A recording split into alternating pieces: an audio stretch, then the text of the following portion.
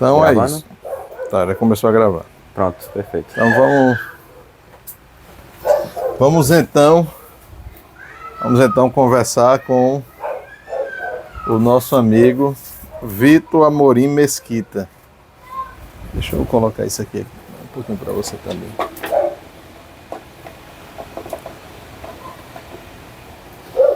Vamos conversar com o Vitor Amorim.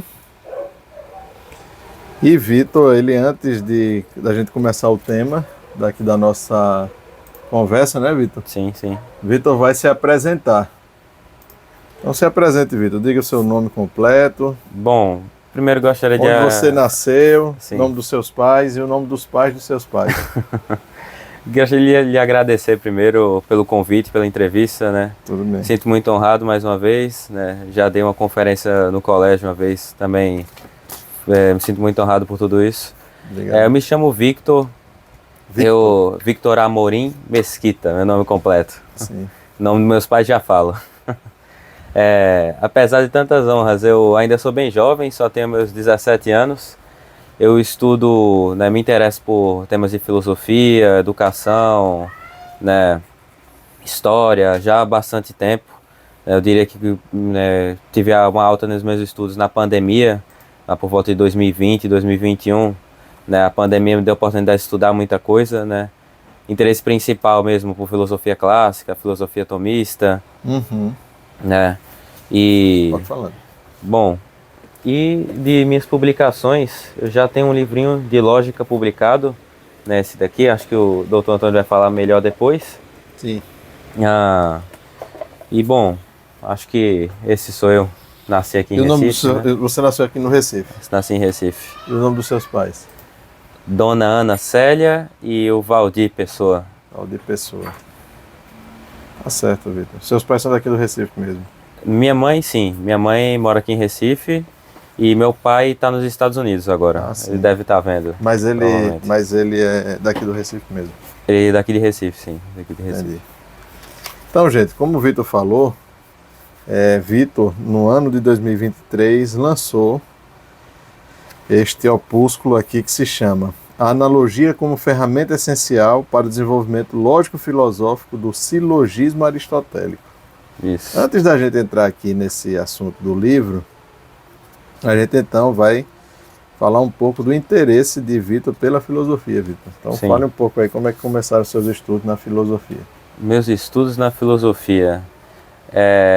Eu ouvi uma vez falar que existe uma coisa muito comum, uma forma de conversão muito comum entre católicos jovens no Brasil, que é uma turma que uma coisa que vai desde o impeachment da Dilma, acontece uma ascensão da neodireita, né, lá em 2016, uma ascensão da neodireita, aí começa a ganhar força os discursos bolsonaristas, depois discursos olavistas, e aí tudo isso leva para um neocatolicismo, né, ali Padre Paulo Ricardo, né, pessoas desse tipo, né, começou a interessar muitos jovens a religião por causa disso, né, pelo conservadorismo, né, ali em modo discurso neoconservador, em modo discurso de defesa da família, né, contra as drogas, coisas do tipo, né, tudo isso levou uma aproximação da religião e bom, muita gente acabou se convertendo assim e depois, né, começou indo lá para a Missa Nova, depois terminou chegando na fraternidade, numa coisa assim que podemos dizer que só a providência divina, né, uma coisa bem desconexa, né. Então você se voltou para a religião durante esse período aí, né? Durante esse período. Em casa, a sua família, a família que é religiosa no sentido de ir à missa todos os domingos? Não. Minha família, né, ela tem um histórico religioso, mas não é tão praticante, né? Todos batizados, mas não praticam muito a fé. Entendi. Né? Você tem irmãos, Vitor? Não, sou filho único. Certo. Você estuda onde mesmo hoje? Hoje no Colégio CBV, no Colégio Boa Viagem, da Unidade da Jaqueira. O ensino médio todinho lá? O ensino médio todo lá. Antes no Auxiliadora, que é o Colégio da Ordem Salesiana de Dom Bosco. Sim, eu sei qual é o Auxiliadora. Então você, aí veio esse período, aí você se interessou e foi Sim, aí foi inicialmente para a Missa Nova, sim, aí chegou exato. na Missa Nova, não se sabe como foi a questão da missa, como foi Então, sua estadia na Missa Nova? muito durante a pandemia também, né? Essa questão, a onda neoconservadora, o discurso conservador em moda, aí muita gente recorrendo ao Olavo de Carvalho, e nesse modo, e nesse contexto, muita gente vindo a estudar filosofia, né? Muita gente com interesse pela filosofia. Uhum. E, né, eu comecei lendo algumas coisas de filosofia moderna, né? Comecei lendo Kant, Descartes, autores desse tipo. Certo. E você começou a ler em Depois, casa? em casa, sozinho. Em casa tinha alguém que te orientou para ler ou você começou foi um interesse meramente individual aí? Foi uma coisa. Interesse individual, eu diria que foi interesse individual. No lugar de estar assistindo Big Brother, você foi ler Vendo? Kant. Exato. Mas, né, não são autores dos melhores, né? E, né, tendo um começo assim, né? A pandemia já dificultava o psicológico de muita gente. Aí lendo autores meio ruins, né? Chegando lá em Schopenhauer dizendo, né, as coisas tediosas dele, depois Nietzsche dizendo a vontade da potência e depois, né, vendo que a vida não faz sentido porque uma hora vamos morrer. Uhum. Né, isso leva a uma dificuldade psicológica ali e depois veio o interesse por filosofia mais clássica. Uhum. Aí comecei lendo Platão, né? Eu posso dizer que eu li Platão com 13 anos, né? Uma piada que às vezes eu conto, mas eu li Platão com 13 anos. É, não, sinceramente, não sei se compreendi tudo de primeira, provavelmente não, mas foi um pontapé inicial, né? Eu me interessava muito pelas obras de Platão inicialmente. Eu acho que talvez tenha estudado mais Platão do que Aristóteles, apesar de, né, claro, Aristóteles ser o filósofo da cristandade, né? O filósofo pagão que mais serviu à cristandade, né? Disse-se que Santo Tomás é teólogo simpliciter e filósofo secundum quid. Né? Santo Tomás é primeiro teólogo que usou da filosofia e o filósofo simpliciter é Aristóteles, da cristandade. E aí veio, então você começa inicialmente por Kant e os filósofos modernos Kant, como Nietzsche, Descartes, Schopenhauer, sim. Descartes, e aí você deles você começa a migrar aí A para filosofia a clássica. filosofia clássica. Aí veio Exato. Platão, Aristóteles e depois São Tomás de Aquino. Sim, sim. Mais ou Agora, menos essa ordem. todos esses filósofos, você lia o que você pedia, só eu chegar para tua mãe, eu imagino você muito pequenininho, muito pequeno, né? Mãe, é o seguinte, eu quero ler hoje Nietzsche. Aí ela ou já tinha em casa uma biblioteca que você já tinha Não, acesso. eu terminei montando, né? Bom, Então, assim, você começa por Kant. começo por autores desse tipo, Kant, Descartes, autores desse tipo, né? Aham. Depois de... Acho que o interesse primeiro mesmo foi pela política, Certo, né? mas veja, mas esse interesse inicial, uma coisa que não está muito clara para mim, algum professor falou de Kant, de Descartes, Não, não, isso aí foi por mim mesmo, por mim certo, mesmo. mas você ouviu de quem falar deles? Acho que pelas internets, Ah, entendi. Você entrando na internet, lendo algumas coisas, aí você sim, viu lá referências, né? sim, sim, E aí já foi direto para os livros, né? Para sim, se aprofundar. Entendi. Eu sei que tinha sido alguma sim. orientação ou a influência de algum professor. Então, e minha mãe, ela nunca entendeu muito de filosofia, provavelmente ela tá assistindo, né? Ela, ela nunca foi muito fã de filosofia, então não conhecia bem esses autores e foi, né? E eu fui pedindo para ela os livros, ela ia Foi me adquirindo, né? bancando os estudos, né? Pensando que, bom, né? Não sei o que é que esse autor fala, não sei se é bom ou ruim o que ele tá falando, mas ele tá estudando alguma Tá, coisa, tá bom, né? né, Tá. na pandemia, tá bom. E na escola, se estudava filosofia, se estuda, como é a questão do estudo no colégio, nas escolas que você passou, principalmente do ensino médio? Olha, no Auxiliadora, né, era um antigo colégio, já tinha filosofia também, era uma filosofia mais básica ali de ensino fundamental, né? E no colégio que eu tô hoje, já tá no ensino médio, é mais focado pro Enem mesmo, Uhum. O né? Enem pede filosofia, né? É poucas questões de filosofia e sociologia no Enem, são Uhum. pouca coisa.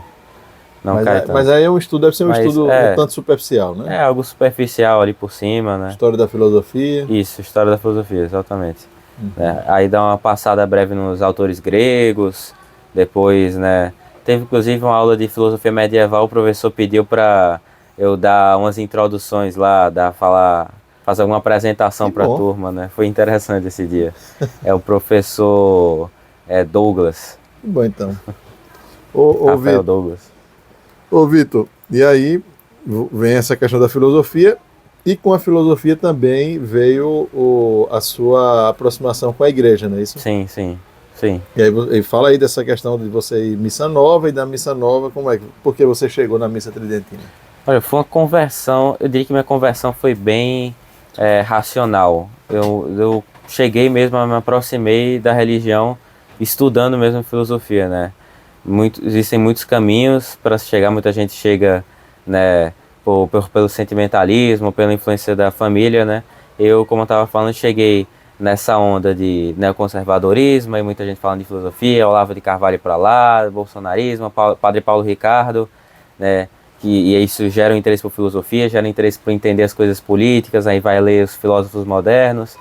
E nisso, né, de algum modo leva ao catolicismo, né?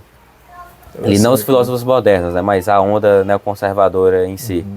E, né, comecei frequentando missa nova e, né, eu acabei migrando para a missa tridentina mais quando fui conhecendo os filósofos clássicos, né, principalmente a filosofia tomista. Né, conhecendo a filosofia tomista, e eu conheci a obra de um padre chamado Padre Álvaro Calderon. É um padre da Fraternidade de São Pio X, né, que é uma fraternidade, é uma sociedade católica que preserva o rito antigo, né, preserva a tradição, vive a fé como era antes do concílio, né, antes de todos os problemas do concílio. E o padre Álvaro Calderon, um tomista muito bom, ele escreve não só livros sobre a crise na igreja, mas livros de filosofia, né. Tem um livro dele, Os Umbrais da Filosofia, Los Umbrais de la Filosofia, Que é bom esse livro, né? La Naturaleza e Suas Causas. E, né, começando lendo as obras dele, né, me aproximando mais de um tomismo profundo, como ele chama, me aproximando mais de um tomismo mais vivo, né, porque hoje na internet nós encontramos muito um tomismo morto, um tomismo assim que se resume a falar termos latinos, não, o tomismo da fraternidade, né, como diria o próprio Monsenhor Lefebvre, é um tomismo que pretende ser vivo, né, pretende ser fundamento da vida espiritual dos padres. E o padre Álvaro Calderon, ele, né, ele tem muitas obras, uma obra bem vasta, né, obras não publicadas. Eu me aproximei da obra dele e acabei, né, chegando ali de algum modo na tradição, porque, bom, né, estava lendo um padre da Fraternidade de São Pio X, estava confiando em tudo que ele falava em matéria de filosofia, por que não confiar também no que ele fala em matéria de teologia? Sim. Né? Então, né, nesse mesmo período, acompanhando muito o professor Carlos Nogueira, né, que é um professor, né, vejo que o senhor tem a gramática dele aí, né, é um professor também muito bom de filosofia, ele tem o curso A Escola Tomista, que pretende ser um curso de 5 anos para passar desde a lógica até a teologia sagrada, né? E, bom, né, acompanhando eles nessas matérias de filosofia, comecei a me aproximar da missa tridentina. Já que a gente está nesse assunto da missa tridentina, confrontando com a missa nova, e dado o conhecimento de alguns teólogos, né, como o padre Álvaro Calderon, você consegue me dizer qual a base filosófica da missa nova e o que essa base filosófica corresponde ou acolita, digamos assim, ou tem como base, Serve, né, a propriamente no sentido de subsidiar a teologia trazida pela missa nova. Você conseguiria desenvolver esse assunto aí, Vitor? A base da missa nova, né, segundo o que diz o padre Calderon, é o que se chama de teologia do mistério pascal, né? A teologia do mistério pascal, que tem alguns fundamentos, entre os quais os seguintes: a missa, ela deixa de ser o Calvário e deixa de ser o sacrifício de Nosso Senhor para passar a ser uma comemoração de sua ressurreição.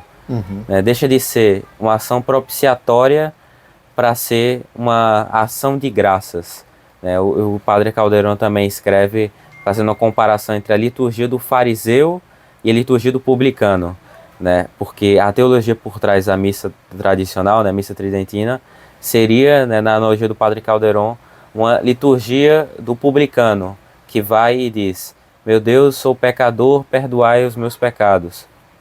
Né, que esta ação sirva para perdoar os meus pecados. Né? Então ele pede pela grandeza da missa o perdão dos seus pecados. E na missa nova há uma liturgia do fariseu, no sentido de que ali é como se fosse uma ação de graças, né, cujo homem é o centro. Né? O homem é o centro e se faz uma ação de graças por, pela bondade natural do homem, né?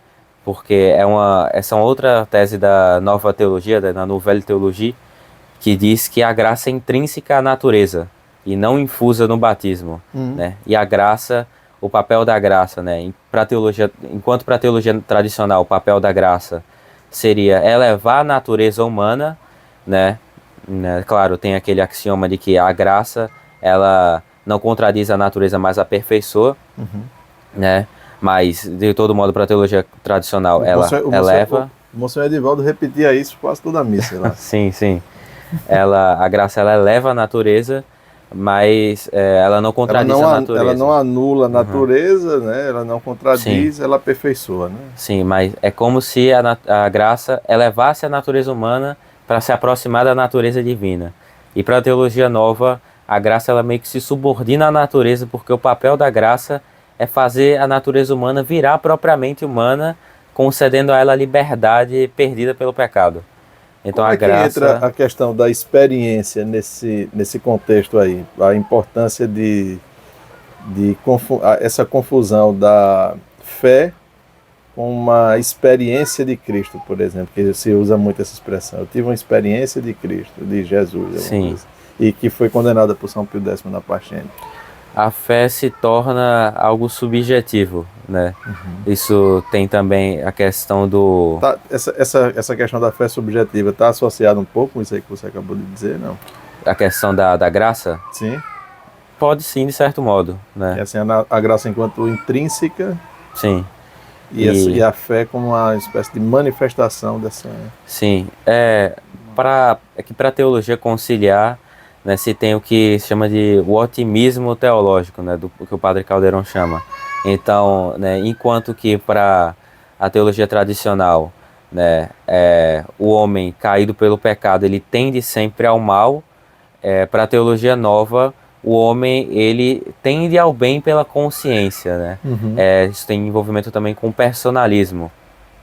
Então, né, só iria para o inferno para a teologia nova não sei nem se posso falar o nome dele para o YouTube, né, que senão é muito censurado. O Bigodinho e mais um que outro poderia ser condenado ao inferno, né? Então, todos de qualquer religião, só aqueles que agissem mesmo contra a consciência e contra a natureza da pessoa poderiam se condenar, né? Então, e Bento XVI até escreve algo nesse sentido, né, que o inferno é realmente para muito poucos, para bem poucos, e para a teologia tradicional é uma luta, né, para a salvação uma luta para evitar o inferno, e, né, é muito difícil de alcançar a salvação, né, sem ter o acesso aos sacramentos, né, porque a teologia tradicional ainda assume em casos de exceção a possibilidade de, né, fiéis negativos, né, aqueles que nunca conheceram a fé e mesmo assim se salvam pelo que se chama de ignorância invencível, né? Enquanto a teologia escolástica tradicional vê isso como um caso de exceção, de grande exceção, né? Eles estão na igreja mesmo sem saber, né, como fiéis negativos, para a teologia nova isso, né, vale para todos e todas as religiões, porque isso só iria para o inferno mesmo quem, né, agisse contra a consciência, contra a natureza da pessoa humana, né? A natureza da pessoa, ela é digna por si mesma na teologia nova, né? Até gravei um vídeo curto uma vez para o Instagram dizendo algo nesse sentido. Enquanto que para a teologia tradicional Cristo, né, Deus assumiu a natureza humana e por isso a natureza humana é digna, para a teologia nova como que se a natureza humana fosse digna por si mesma e por isso Deus a assumiu. Né? Entendi. Essa questão da dignidade humana, né? Isso aí é acho que um dos que isso foi muito desenvolvido no sentido humanista, né? Sim, do humanismo, humanismo. do humanismo que vai gerar o movimento iluminista. Já começou ali na Idade Média, não é isso? Sim. O humanismo, essas novas visões, né? Com Duns Scoto Guilherme de Ockham. O Padre Calderon, logo no começo do livro dele, o Prometeu, ele comenta que o Papa Bento XVI, então o Papa Bento XVI e o clero da época pedia que se fizesse do concílio uma hermenêutica de continuidade. O que significa esse termo, hermenêutica da continuidade? A tentativa de continuar, né, interpretar o concílio à luz da tradição, como se o concílio não contradissesse em nada a tradição. E então o Padre Calderon responde, bom, então vamos fazer essa hermenêutica de continuidade, ver, né, quão antigo é o concílio e ver, na verdade, como que esses erros do concílio derivam de tanto tempo, né, desde o século XIV, né, o concílio é sim uma continuidade de um catolicismo, mas de um catolicismo humanista, de um catolicismo liberal. De uma tradição humanista que já remete ao século XIV, né? Exato. Né? É uma continuidade. E o pontapé inicial era com quem ali no século XIV? No século XIV, talvez Scoto e Ockham. Talvez sejam os dois pontapés. Mas, né, só para terminar aquele ponto, né? O Padre Calderon diz: os erros do concílio não vieram de uma hora para outra, né? O catolicismo liberal não veio de uma hora para outra. Ele já existia há muito tempo, né? Por mais que São Pio X tivesse condenado a teologia modernista, né? A nova teologia. Eles, né, continuaram existindo, né, São Pio X quebrou muitas pernas deles, mas eles continuaram ali nas suas ações e foram oficializados no concílio. O concílio é como com oficialização do catolicismo humanista. Né? Eles têm a intenção de permanecer católicos, mas querem ser humanistas. E aí o concílio ele tenta ser uma síntese entre aquele catolicismo, né, por um lado eles acham que o catolicismo medieval, que via com desprezo as coisas terrenas, era uma espiritualidade exagerada, e o humanismo ateu, que via com desprezo as coisas espirituais e só queria saber das coisas terrenas, era um outro exagero, que deveria combinar os dois, né? Nem só uma espiritualidade que não ligasse para os bens humanos, materiais, temporais, e nem um humanismo ateu que só ligasse para os bens humanos e ignorasse as coisas espirituais. Mas o concílio, né, o que já faz essa síntese, né, se a gente supor que o catolicismo medieval tinha essa espiritualidade exagerada que não ligasse para as coisas humanas, né, se a gente supor isso, a gente pode dizer que quem faz essa síntese é já o Concílio de Trento, enquanto diz que, né, a igreja é invisível, mas também visível. Né, que existe a graça e a natureza, né, que o homem contribui para a salvação enquanto na sua liberdade, mas Deus a infunde com a graça, né? Nem caindo no pelagianismo dizer que é só a liberdade humana que leva à salvação, nem só a graça, enfim. O Concílio de Trento já faz essa síntese. E o Concílio Vaticano II, no caso, né, que quer colocá-la de ponta cabeça, né, como que um maquiavelismo eclesiástico. Então, a igreja tem uma parte invisível e uma parte visível. Uma parte necessária e uma parte contingente, mas o necessário se subordina ao contingente. Então as coisas espirituais se subordinam agora às coisas humanas. Né? Enquanto para Trento as coisas humanas se subordinam às coisas espirituais, as coisas temporais às coisas espirituais, para o concílio as coisas espirituais que estariam em ordem das coisas materiais, das coisas terrenas. Né? E nisso se vê, já nesse exemplo do homem como o centro da criação e senhor de toda a criação, né?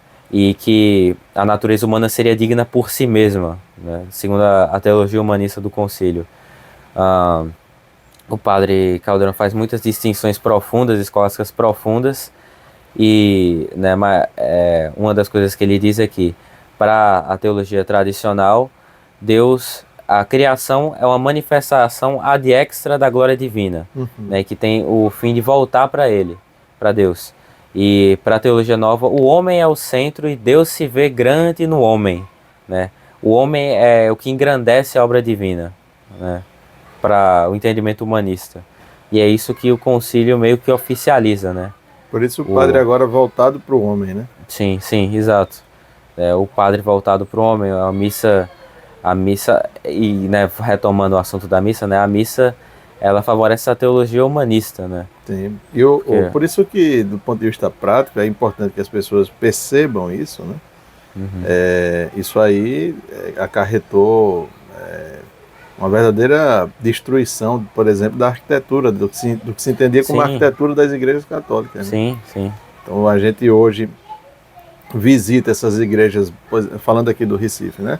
A gente visita essas igrejas barrocas que mais se assemelham a um museu do que propriamente uma igreja viva. Virou, né? mais um ponto turístico ali. Virou mais um ponto turístico, perdeu o sentido da como as igrejas eram antigamente. Os altares laterais perderam o sentido, né?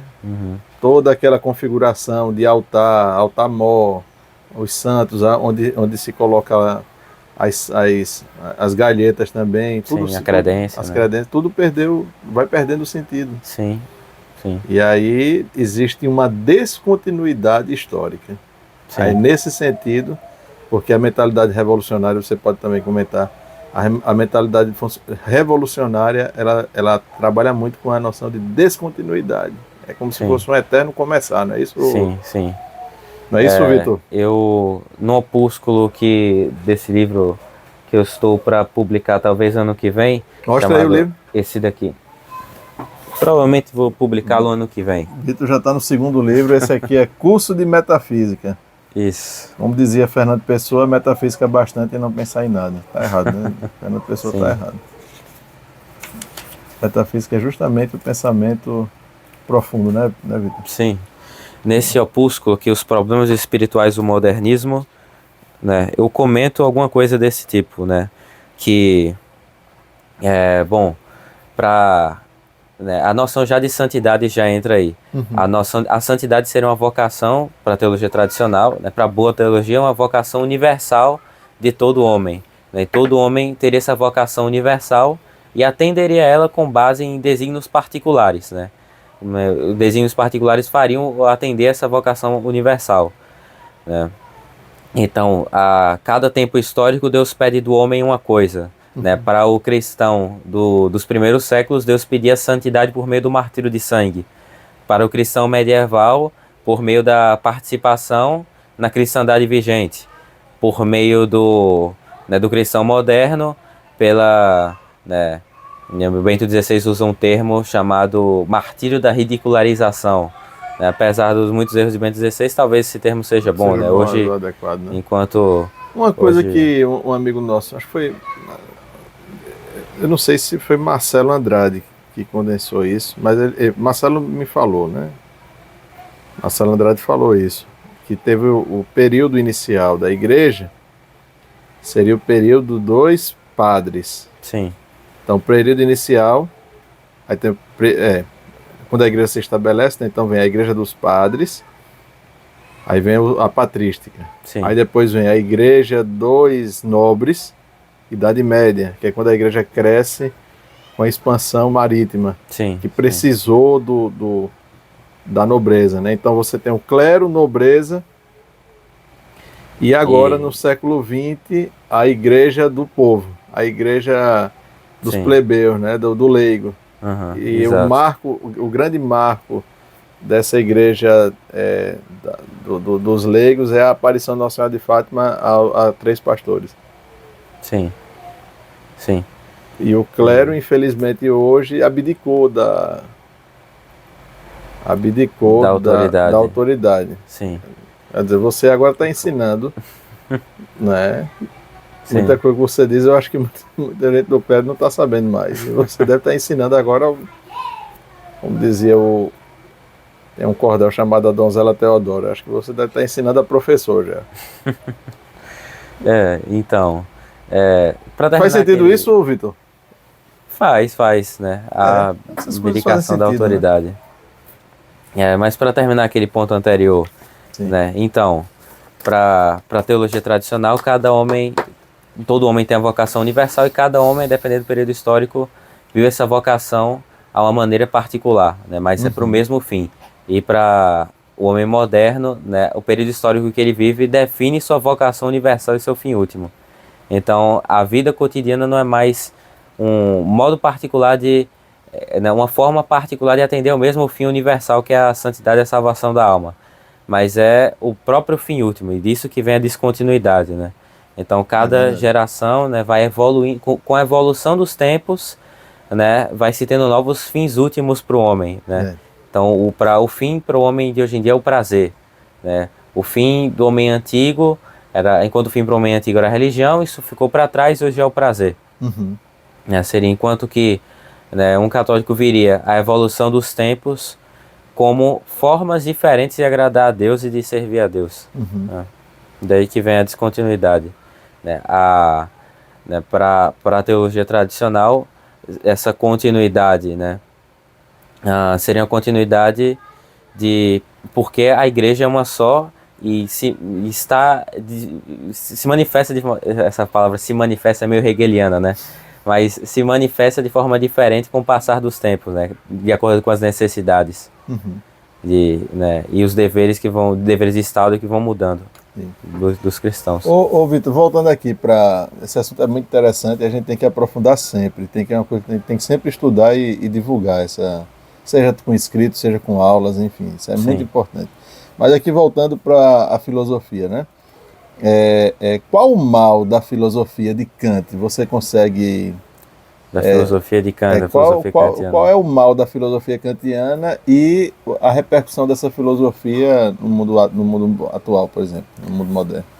Olha, o mal da filosofia kantiana, eu diria, é o agnosticismo. É a crença de que o sujeito não pode conhecer o objeto externo, se restringe só aos fenômenos. E nisso, né, vem, como a gente estava falando antes, né, os autores desde o século XIV, né? É como se fosse uma sequência. Né? Duns Scotus, ele assume o voluntarismo, né, a vontade está acima do intelecto ou até mesmo em Deus, desvaloriza a função do intelecto. Vem Ockham e diz, né, já com o contexto de intelecto desvalorizado, né, e nega a função própria do intelecto, que é a abstração das essências universais. Vai para Descartes com a dúvida universal e chega em Kant com a dúvida de que o sujeito pode alcançar o objeto externo, né? Então ele se restringe aos fenômenos, a uma forma como nós podemos conhecer a coisa, né, que está fora de nós. Então, né, muito se representa, né, isso com aquela famosa imagem que tem na internet, entre, né, um número que ninguém sabe se é um 6 ou um 9 no centro, a pessoa que está embaixo enxerga um 6, a pessoa que está em cima enxerga um 9. Qual é a realidade?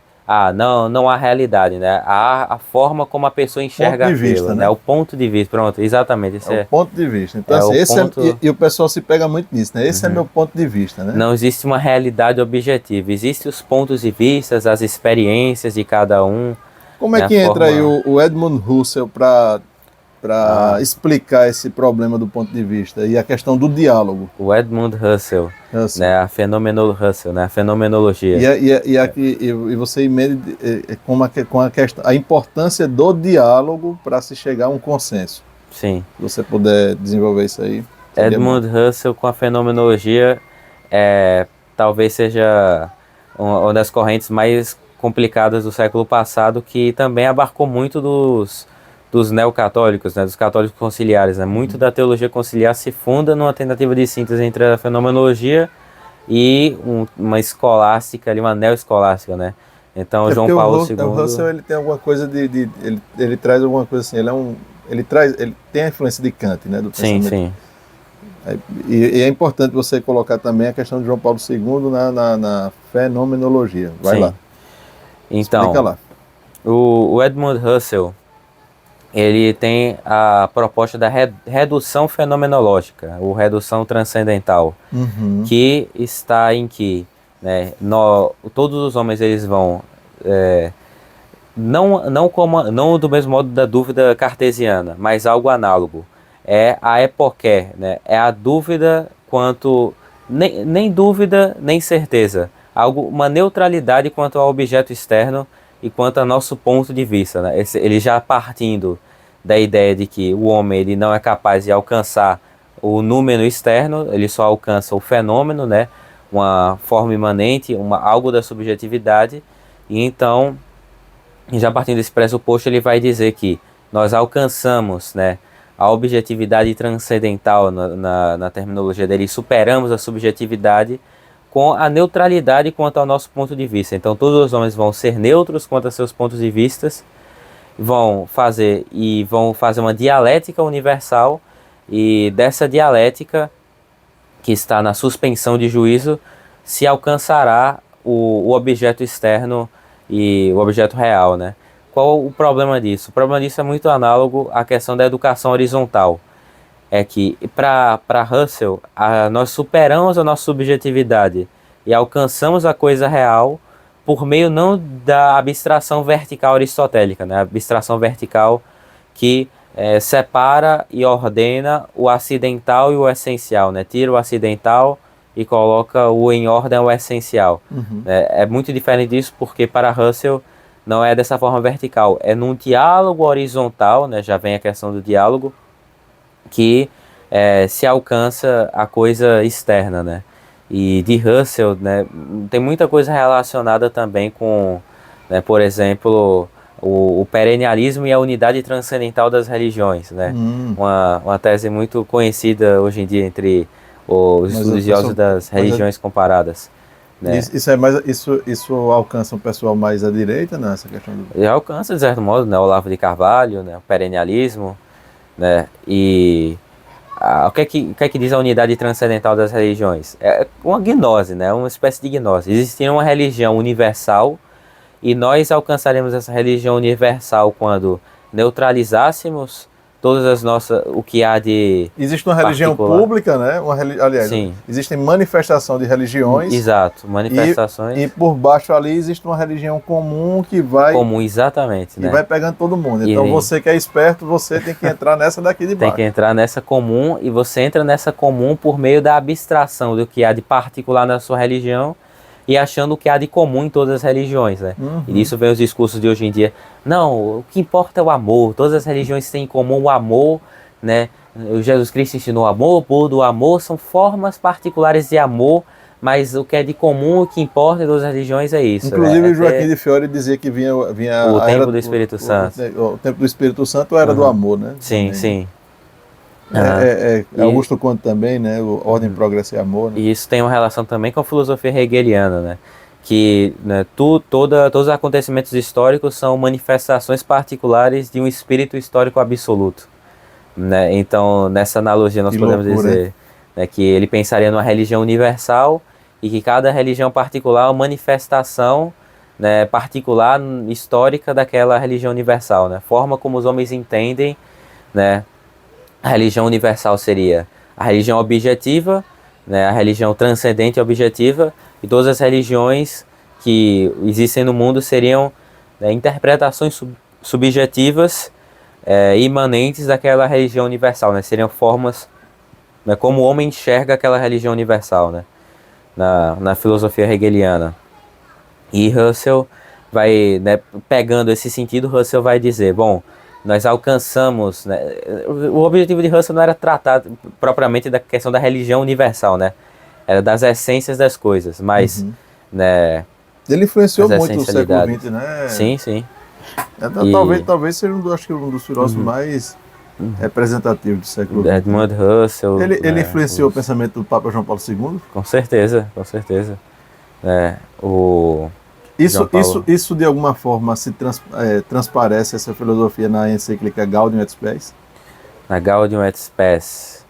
Ele fala ali o subsiste em aquele negócio do otimismo, ali, né? Otimismo. A religião católica como é subsiste, a verdadeira religião. A Igreja de Cristo subsiste, né, na Igreja Católica, né? Bom, algumas coisas do ecumenismo podem sim ter uma relação com isso, né? Com a tentativa de encontrar uma religião universal, porque como funciona a questão do subsistir? O subsistir foi uma grande estratégia, né? Uma estratégia genial de ambiguidade. Quem foi que colocou isso? Foi Papa Bento XVI, não foi? Foi ele que botou essa expressão lá. Foi o Papa Paulo VI, se não me engano. Foi ele? Paulo VI. Não, mas eu digo o teólogo, o técnico. Foi a influência de um autor chamado Trompose. O Padre Caldeirão até faz um trocadilho, né? Porque em francês, trompose significa alguma coisa falsa, né? Enganador. Né? Ele faz um trocadilho com o nome já tá com o nome desse teólogo. Mas existe uma relação, sim, do ecumenismo conciliar com essa ideia perennialista, porque primeiro, o tratado Subsistim. Subsistim foi uma grande estratégia de ambiguidade, de fazer com que o discurso para a igreja fosse diferente do discurso fora da igreja. Né? Então, para a igreja, né, para dentro da igreja, ad intra, os teólogos quiseram dizer, subsiste in significa o mesmo que est. A igreja de Cristo subsiste na igreja católica porque está principalmente na igreja católica e nas demais comunidades religiosas, enquanto elas têm guardam algum vestígio, né, eles já não usam o termo vestígio, usam o termo elementos, né, da igreja católica. Né. Existem alguns elementos de santificação ali, que para a teologia tradicional seriam extraordinários e para a teologia nova são ordinários, né? É comum mesmo ter elementos de santificação fora da igreja, né? E disso que vem o Subsistim, dizer que a igreja de Cristo está principalmente na igreja católica e nas outras, né, enquanto participam da igreja. Isso para o discurso para dentro da igreja, que já tem essa imprecisão, mas o objetivo mesmo era fazer uma estratégia de ambiguidade para dizer fora da igreja que a igreja católica é só mais uma dentre todas as comunidades cristãs. Então a Igreja de Cristo seria algo à parte, né, um todo do qual, como se fosse um todo universal, do qual a Igreja Católica e todas as comunidades fossem partes subjetivas. Assim como o animal, um gênero, do qual homem, galinha, macaco são espécies. Né? Então a Igreja de Cristo seria um gênero e todas as igrejas seriam espécies, né? Iguais em dignidade, iguais na tentativa de manifestá-la. Interessante. Né? Isso para fora da igreja, né?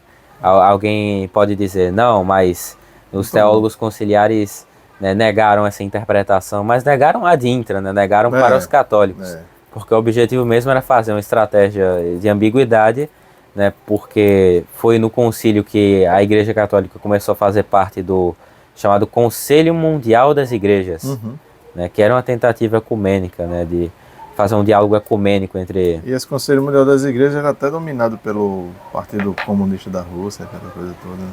Naquele livro do Pacepa, Yom-Hai Pacepa, Desinformação, sim. Esse Conselho Mundial das Igrejas era dominado pelos partidos, né? Isso eu já não sei, mas é provável que seja, né? Isso é parecido com a ideia comunista, né? A ideia de encontrar algo comum e superar nossas particularidades, né? Né? Claro, aí alguém pode dizer, mas a filosofia aristotélica também tem isso, né? Superar os acidentes particulares e achar uma essência universal, né? Mas não, aqui não é essa a questão. A questão é que para os modernistas, né, para a filosofia moderna e de algum modo para os novos teólogos, a essência universal das coisas seria algo esotérico, podemos dizer, dentre os quais todas as manifestações particulares, né, religiosas, né, aqui é o caso, seriam manifestações particulares. Né? Seriam, então, o catolicismo, o budismo seriam só manifestações particulares dessa religião universal que se acharia não mais por uma abstração vertical, como é Aristóteles, mas por uma síntese dialética horizontal, né?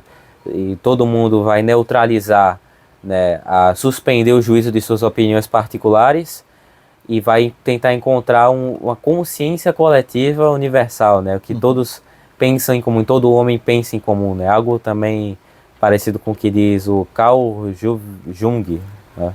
Sim, o psicanalista. Ele também tem essa noção, até a consciência coletiva. Lembra um pouco que fala de Hegel aí, porque é como se tivesse uma grande consciência e os individuais estão imersos, fazem parte dessa grande consciência, por isso tem a questão do o conceito, como é inconsciente coletivo, a questão como é que chama lá?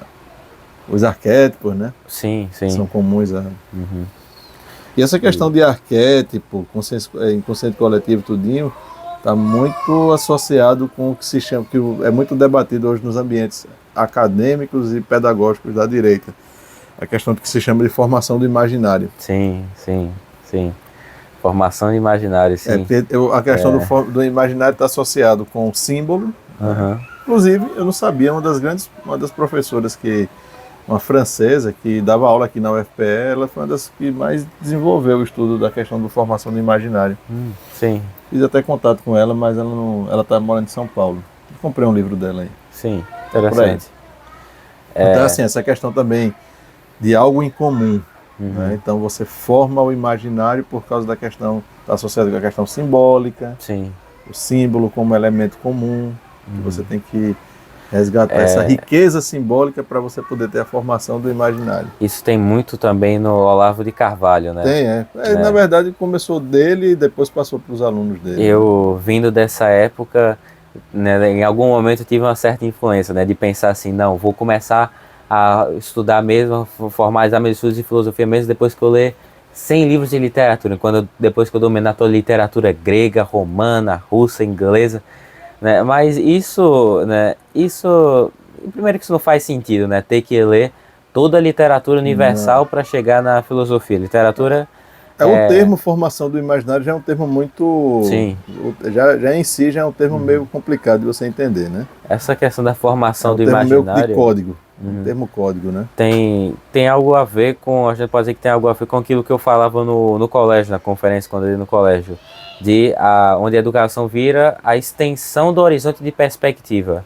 Então, para a ideia da formação do imaginário, para você ser um bom intelectual, você tem que conhecer todas as experiências humanas de todas as épocas, né? Porque a literatura é a forma mais expressa das experiências humanas. Né? Por exemplo, eu vou ler a Metafísica de Aristóteles, eu leio o conhecimento técnico de Aristóteles, mas não conheço a vida dele. Mas quando vou ler, por exemplo... falando em Sócrates mesmo, né, quando vou ler aquela comédia, né, As Nuvens, Aristófanes, eu já posso ter alguma noção de algumas brincadeiras que aconteciam ali, né? Aristófanes, por mais que Aristófanes tenha caluniado muito Sócrates, mas os livros de literatura eles mostram mais as experiências cotidianas, a parte dos conhecimentos técnicos, e, portanto, a questão da formação de imaginário tem a ver com esse pensamento de que ampliar as experiências de vida, conhecer muitas experiências de vida para que eu tenha minha opinião própria. Então não só ver o que Aristóteles falou, o conhecimento técnico de Aristóteles, mas saber as experiências de vida gregas, as experiências de vida dos russos, dos romanos, conhecer as experiências de vida para ampliar o horizonte de perspectiva. Isso que seria a formação do imaginário. Ter um grande horizonte de perspectiva. Não importa a verdade, não importa a adequação do intelecto à verdade. Importa conhecer tudo o que todos os autores disseram que era a verdade. Quanto mais, né? Você não vai conseguir, mas quanto mais você puder, mais o seu imaginário vai estar mais rico, digamos assim. Sim, essa é a ideia, Essa é a ideia. Não é conhecer autores bons, é conhecer tudo que todo mundo, né, a maior quantidade possível de autores e maior quantidade possível de pensadores, né, do que as pessoas pensaram ao longo da história. E aí você, né, interiormente faz sua, né, e podemos fazer uma associação, né, na sua síntese dialética e descobre, né, o que há de comum entre eles para construir sua personalidade, ou, né, na questão subjetivista mesmo, né, dizer, bom, conheci todas essas posições, vou ver qual mais se adequa a mim. É aquela questão, né, para a educação clássica, o professor, né, o mestre, ele está ali para instruir o aluno na verdade. E para a educação moderna, né, para a educação subjetivista, o professor ele está para passar vários pontos de vista para fazer com que o aluno escolha qual mais se adequa à subjetividade dele. Ele não está mais para incentivar o aluno a adequar seu juízo à verdade externa, mas para incentivar ele e treinar a liberdade de consciência de perspectiva dele.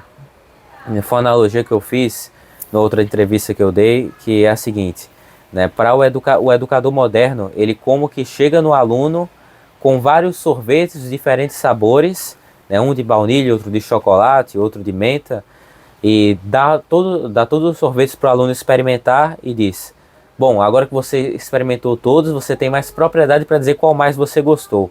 Então, decida aí você mesmo qual que você mais gostou. Bom, a questão do sorvete é mesmo uma questão subjetiva, né? Nós não podemos dizer que existe uma verdade objetiva sobre o melhor gosto de sorvete. Mas o professor ele não está lá para ensinar gostos subjetivos, ele está para ensinar a verdade. E aí que tá, para o subjetivista, a verdade, não existe uma verdade objetiva. Então o professor está lá para, né, a analogia do sorvete seria, o professor de filosofia entra lá e ensina todas as escolas filosóficas, todas as correntes de filosofia, de pensamento filosófico, e diz, bom, aluno, eu lhe ensinei todas, agora você veja qual mais se adequa à sua consciência, aos seus valores, né? Já vi muito esse termo também. Você decide qual se adequa aos seus valores, eu estou aqui para lhe mostrar a variedade de pensamentos, né? Não a verdade. E aí fica como... acaba tendo essa visão assim, né? Não, porque é uma coisa impositiva, né? Você está me impondo Sim. uma verdade. Aí vem a questão do ponto de vista, aí vem o subjetivismo, né? Ô, Vitor, e também, né, o que é que você diz aqui da filosofia aqui em Pernambuco, né? Você tem alguma referência filosófica aqui em Pernambuco? A Escola do Recife, tem alguma coisa que você... Pernambuco... Tobias Barreto, você nunca... Não conheço. Não, realmente, né? Em Pernambuco não conheço muita coisa. A Escola Filosófica Pernambucana, você está nos gregos ainda, né? Mas eu já ouvi falar alguma coisa assim da filosofia de Recife, né? A Escola do Recife. A Escola do Recife, isso. Porque a Escola do Recife desenvolveu lá na Faculdade de Direito, né? Sim. Tobias Barreto, mas na verdade foi quando ele trouxe o pensamento kantiano, né? O existencialismo, né? Aí começa dele, aí vem... já em também anteposição ao que se estava estabelecido, que era um tomismo, através de alguns professores que tinham lá, né? Paula Batista. Sim. O outro professor era o Soriano de Souza, que foi até ajudou muito o Dom Vital, né, na questão religiosa e tudo. Sim. Mas aí ele teve uma influência muito grande, né? Tanto é que hoje a faculdade a escola também chama de Casa de Tobias, né? E depois é um capítulo à parte que a gente tem que estudar para a gente criticar. Na época que eu estava na faculdade, eu fiz um trabalho crítico sobre Tobias Barreto. Aí depois interessante. Mas é bom a gente estudar sobre isso também. Eu achei o livro aqui, ó. Deixa eu mostrar aqui. Sim. Da autora daqui de... Estava olhando para cá. Esse aqui, ó. O nome dela, Gilberte Durand. Sim. Iniciação à Teoria do Imaginário. Não. Iniciação à Teoria do Imaginário de Gilberte Durand. O nome da professora é Danielle Perrin. Danielle Perrin. Ela é francesa. E ensinava aqui na UFPE. Hoje ela está morando em São Paulo, São Paulo. E aqui ela fala, por exemplo, de símbolo, mito, esquema, arquétipo, tudo isso. Sim. Desenvolvido aí na questão imaginária, a essência do espírito, né? Do símbolo ao simbólico. Do símbolo ao simbólico ao imaginário. É isso. Mas aí vamos agora entrar no seu livrinho aqui. Sim. Seu pequeno grande livro. Qual foi o leitmotiv principal para escrever esse livro? O leitmotiv, olha só. Foi numa época em que eu estava já há muito tempo querendo publicar alguma coisa, né? Desde cedo eu escrevia muita coisa. Não é fácil não, viu? O livro você vai lendo aqui, você tem que... Eu escrevia muita coisa. Um pouquinho para entender tudo, viu? Sim. Bah. Desde bem jovem, né? E tinha uma ideia de publicar algum livro, né? Minha mãe sempre me incentivou muito, né? Publica alguma coisa, faça alguma publicação que junte algum escrito que se torne livro e vire uma publicação, né? Tudo mais, faz uma tarde lá de autógrafo, publicar, ter um nome como autor. Minha mãe sempre me incentivou muito a isso, né? E então veio era uma época também que eu estava estudando muito a lógica aristotélica, a lógica escolástica. Eu estava com um forte interesse nessa área. Tanto é que nesse livro eu cito autores como Pedro Spano, né, o padre Rougon, né, que é um grande manualista né, que fala muito bem sobre a lógica aristotélica. Interessante que é a questão da analogia, né? Sim, a analogia também. Que, né, a analogia é mais no sentido lógico. Né? Sim, só para uma vez eu apresentei um trabalho no mestrado da faculdade e o professor lá disse o seguinte: essa palavra analogia aqui não deve existir. Por que o ódio é analogia? O ódio é analogia. Bom. Ele tinha ódio e analogia. Já pensou a pessoa se acordar com ódio da analogia? Bom, né, não sei qual seria o incentivo imediato do professor que disse isso, pode ser alguma coisa relacionada ao direito, mas né, tradicionalmente o ódio e a analogia né, começa com escoto, com a univocidade de escoto, e depois né, no outro exagero é o equivocismo dos nominalistas, né, começar por Ockham. E por que tudo isso? Porque a analogia, né, sem a analogia nós não podemos conhecer a Deus. Né? O homem não pode conhecer a Deus sem a analogia. Porque né, se os nomes que se pedem... Sem analogia, se eu não considero analogia... Espera aí. Se eu não tenho analogia, eu não consigo conhecer a Deus. Não consegue conhecer a Deus. Né? Não consegue conhecer a Deus, claro. Né? Não no sentido da visão beatífica, no sentido filosófico. É no sentido filosófico, no né? sentido racional. Não no sentido da visão beatífica que só teremos no céu, né? Sim, mas claro. no sentido de conhecer sua existência, suas propriedades, seus nomes, né? Sem analogia isso é impossível, por quê? Né? A analogia é uma síntese entre semelhanças e diferenças. Se nós não temos a analogia, nós não podemos ver o mundo como uma imagem de Deus. Basicamente, em resumo, é basicamente isso.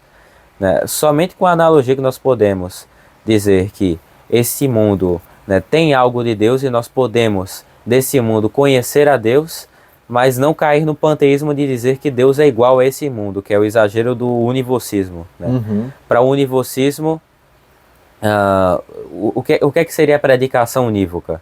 É a predicação totalmente idêntica de um nome a seus inferiores. Então, animal se predica identicamente do boi, do homem, do macaco, da formiga. Né? O que seria predicação equívoca? Seria predicação totalmente diversa. Né? Então, cão, o nome cão, se predica com razão diversa do nosso cachorrinho e do demônio. Né? Eles não têm nada a ver um com o outro, mas o nome cão se usa para designar os dois. Né? Se nós usarmos né, os nomes que nós usamos para designar as criaturas, e nós dissermos que eles também se predicam de Deus com univocidade, então nós, no fim das contas, diremos que Deus é igual às criaturas, e não existe uma diferença entre Deus e as criaturas. E se for com equivocidade, né, no sentido de dizermos que os nomes predicados das criaturas se predicam de Deus só por mera convenção linguística, mas sem nenhum significado real, então teremos que dizer que né, nós só damos alguns nomes a Deus por mero convencionalismo e não por um conhecimento real.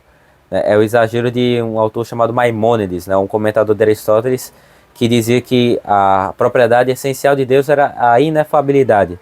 Deus é inconhecível, não é possível conhecer a Deus, não é possível predicar nenhum nome de Deus, né, nenhum nome a Deus. O islamismo é muito assim, né? Sim, alguma relação. A teologia negativa, como se chama, né, a teologia apofática. São Tomás, apesar de muitos acharem que São Tomás é um autor apofático, ele na verdade está no meio termo entre pode ser chamada teologia positiva e teologia negativa, né? Porque para São Tomás justamente essa questão, nós conhecemos a Deus com a analogia, nós vemos algumas propriedades nas criaturas e dizemos que, por exemplo, o ser, que é comum a todas as criaturas, nas criaturas ele está nelas por participação e em Deus por essência. Então existe uma analogia, né? O ente das criaturas e o ente de Deus, existe algo em comum entre eles? Sim. Ambos significam aquilo que tem ser. Mas nas criaturas esse ser é por participação, né? O ente das criaturas é por participação e em Deus é por essência. Né? Isso só é possível com a analogia. E aí é a questão principal aqui da motivação do livro. É mais também uma investigação mais lógica da analogia, né? Eu não falo... Aí é que está a dificuldade, sim, viu? Sim. Como é a questão lógica que você colocou aqui, por exemplo? A, I, A. É a questão do silogismo, os modos do silogismo. Os modos do silogismo, né? Isso Sim. aqui não é fácil de você ler não, viu? Então, essa função metafísica, E podemos qual dizer, a importância das pessoas lerem esse teu livro aqui? Por que é importante ler esse livrinho aqui? compreender a função lógica da analogia. Eu diria isso, né? Compreender a forma como nós raciocinamos, né? Como a analogia está no nosso intelecto e como que ela se adequa na estrutura do raciocínio, como é o caso do silogismo, né? Nas operações intelectuais, né? Na abstração, né? Temos 3 operações de intelecto: a abstração, que é a primeira; a segunda é o juízo, né? Nós afirmamos ou negamos algo; e a terceira é o raciocínio, né? Que se dá por meio do silogismo. E a analogia está meio como suporte, né, como um modo de raciocínio, né, um modo de aperfeiçoar essas operações. E aí o livro é uma análise mesmo lógica, mas que sem entendimento dessa análise lógica não há como aplicá-la com toda a perfeição na síntese metafísica e ver com clareza, né, chegar com clareza, por exemplo, no ápice da metafísica atomista, onde se encontra a distinção entre essência e ser, né? Entendi. Por Você diz analogia. aqui, ó, eu fiz aqui uma anotação. Após analisarmos com cuidado, cremos ter encontrado a chave para a questão, né? Ou seja, a questão aqui que você colocou, né? Sim, Do modo de raciocinar analogicamente. creio que seja na introdução. A teoria silogística aristotélica representa uma união correlativa entre o modo artístico com o modo científico de raciocinar. Sim, Para Aristóteles seria impossível estabelecer um raciocínio artificial sem que se tivesse estabelecido o modo natural de raciocínio, nem estabelecer o modo natural de raciocínio sem estabelecer as manipulações artificiais possíveis. Explica aqui essa diferença entre artificial e artística, né, que você colocou também, com o modo científico, né? Com o modo científico, Então, isso nessa introdução eu estava fazendo uma comparação com a lógica moderna. Como é que funciona a lógica moderna? A lógica moderna ela é pura arte, ela é pura manipulação linguística. A lógica moderna, ela como que não está interessada com a verdade externa, ela está interessada em encontrar ali um sistema linguístico e manipulativo para convencer, para convencer é mais a lógica informal, né?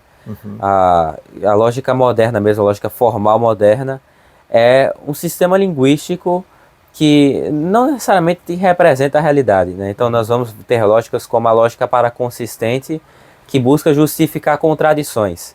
Aí vai se perguntar, né? Um dos grandes expoentes era brasileiro, inclusive, né? O professor Newton da Costa, que morreu recentemente, né? Ele foi um dos principais autores dessa lógica, né? Chamada lógica paraconsistente, que é um sistema de linguagem formal, linguagem matemática, que busca encontrar justificação para contradições.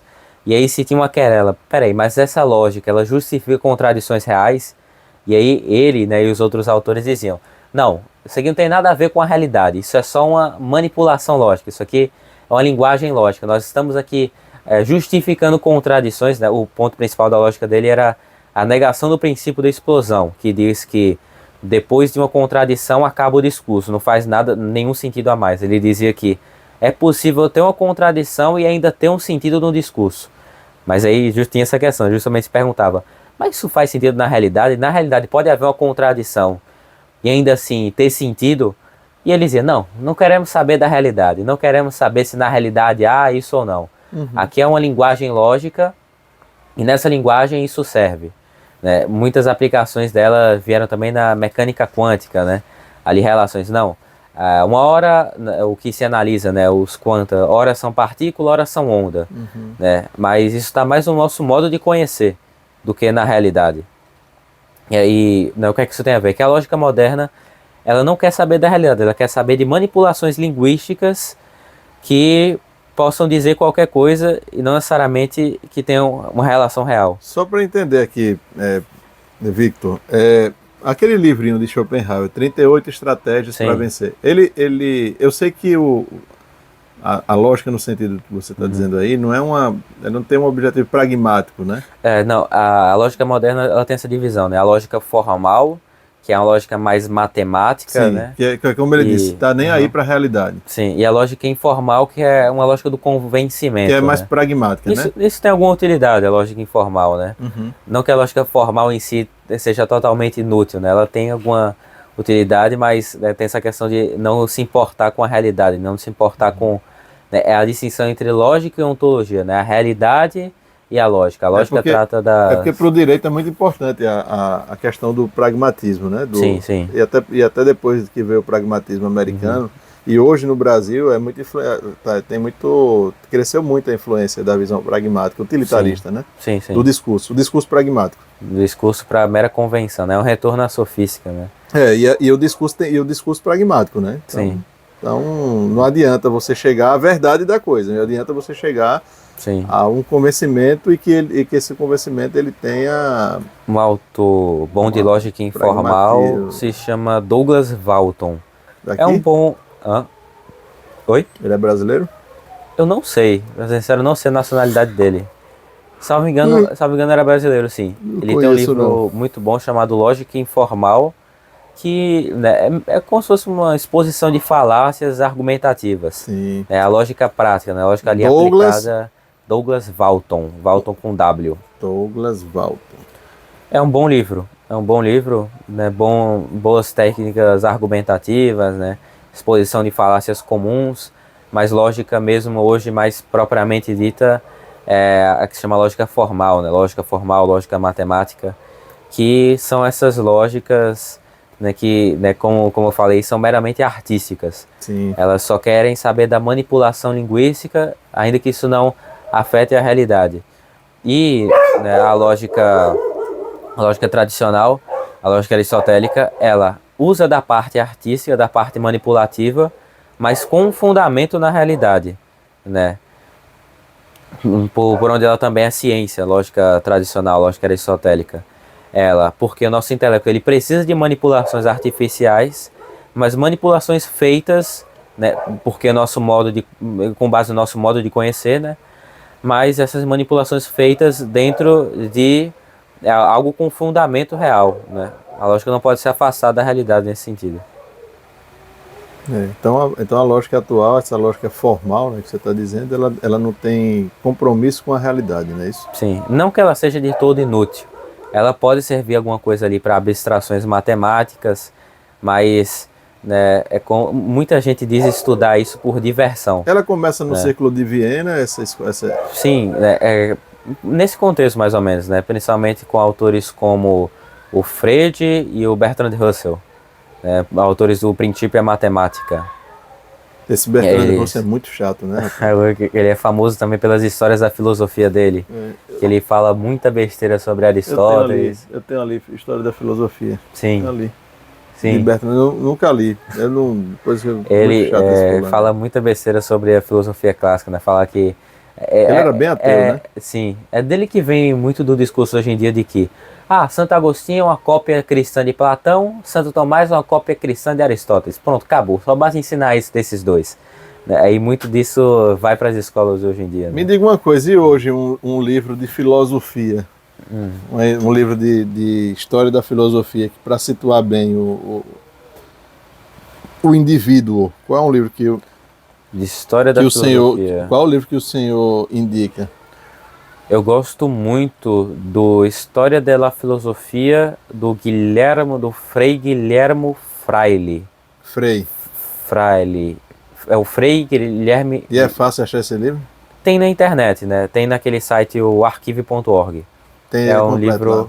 Lá. Tem completo lá, em PDF. Tem, em PDF completo. É difícil, mas achar a versão física. É um livro muito bom, né? Principalmente na parte de filosofia escolástica, onde ele é talvez o principal, o que melhor desenvolve as questões, por exemplo, do advento, de como se passou da escolástica para a modernidade, né? No que ele chama de isso é importante. A via moderna, né? Vários autores ali, né, dessa época, século XIV, onde se começava o humanismo católico, né?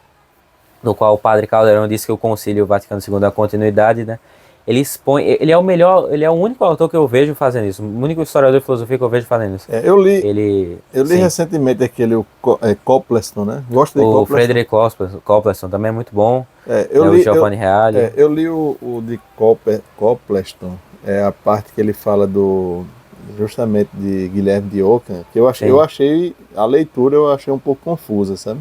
sim, Eu tive a impressão que ele explicava, né, o pensamento de Ockham, querendo meio que justificar ou defender alguns pontos lá, sim, entendeu? Então não sim. estava muito claro para mim. Já o Giovanni Reale, Giovanni Reale, né? Giovanni Reale, Já sim, eu achei, por italiano. exemplo, neste capítulo específico, eu achei que o Giovanni Reale explicou melhor, sabe? Sim, sim. Uhum. Enfim, Exato, mas... mas é bom, né, o de Copperson, porque assim, Uhum. foi colocado o Copperson como um livro muito bom, etc e tal. Então, Sim, né, eu fui ler foi o lançamento, o bombástico, nova história da bombástico, filosofia, né, mas mas eu enfim, eu realmente, achei. eu acho que é a melhor que tem no mercado mesmo, quer dizer, no mercado não, né, que nós não temos no mercado esse, mas o melhor já publicado é esse do Fray Guilherme, Frei, né, o Frei, em espanhol se escreve Fray Guillermo Fraile, Fraile, Fraile, Guilhermo é Fraile. é um frade dominicano, Era bom essas editoras aí irei republicar, né? Ir atrás, atrás né. de publicar, né? Eu acho que nem em português tem, né? Porque a versão que tem no Archive, né? O site, é em espanhol e muito antiga. Então acho que nem em português tem, né? É um livro bem esquecido mesmo, mas assim, é muito bom, muito bom. Principalmente essa parte de escolástica é muito seguro, porque é uma exposição, né? A parte que eu mais gosto é Ah, essa, que eu né? comprei recentemente. O es- Espírito revolucionário na França, Bernard Frey é um tradicionalista, né? Autor tradicionalista, se não me engano. Amigo de Dom Lefebvre. Sim, sim, é esse mesmo. Historiador, amigo de Dom Lefebvre, isso. É, interessante, né,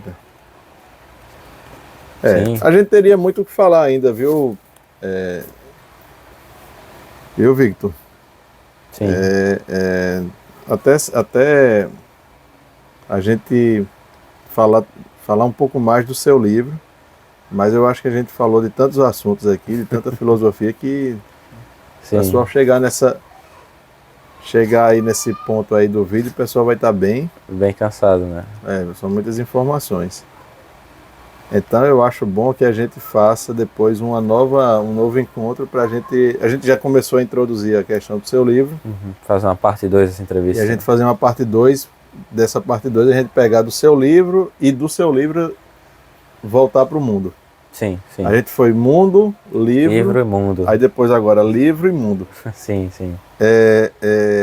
E aí você pode dizer também como as pessoas podem adquirir seu livro. Eu posso botar lá nas Sim. descrições lá. Você ainda tem livro para vender? Esse livrinho aqui, ele é... Tem, eu tenho poucos para vender ainda, mas tenho alguns sim. Eu vendo normalmente pelo Mercado Livre. E sim, aqui em Recife, né, para quem frequenta a missa, né, a missa, Tridentina. né, lá no oratório, o André e a dona Eline. Eline, isso, eles vendem lá na Eternos, vendem lá na frente e também na Livraria Vozes, né, vende lá. Pronto. E quanto é que tá o valor do livro? É R$ 25. Pronto. Olha aí, ó, com R$ 25 É o você vai. preço que eu acho que eles vendem, né? Com R$ 25 você vai se aprofundar aí na analogia como ferramenta essencial. Para o Veja, a ferramenta desenvolvimento. essencial, não é para o desenvolvimento lógico, filosófico, silogismo aristotélico. E se Deus quiser, o nosso querido professor Victor, ele será no futuro próximo professor de filosofia, né, Se Victor? No Deus Colégio São quiser, no Plácido. colégio, se Deus quiser. Teremos aí Victor ensinando através de aulas também peripatéticas, né, professor? Sim, sim. E né, era uma coisa Levando que... os alunos a amarem filosofia. Exatamente, era uma coisa que eu ia comentar, né? Um livrinho que eu estou querendo me fundar para essas aulas, Manuel Corrêa de Barros, Lições de Filosofia Tomista, que é um livro que é usado, né, pela Fraternidade São Pio X para dar aulas de filosofia tomista para jovens e adolescentes, né? Num colégio, se não me engano, no colégio do Rio de Janeiro São que se Bernardo. usa. talvez seja esse, o do Dom Lourenço, Olha não que sei. interessante esse livro, né? Isso é bom, é Manuel Corrêa de Barros, né? Sim. É bom Ele esse livro, tem. Victor? É um livro bom, em geral. Ele tem algumas imprecisões terminológicas, eu diria, né? Principalmente na questão ali de essência e existência, né?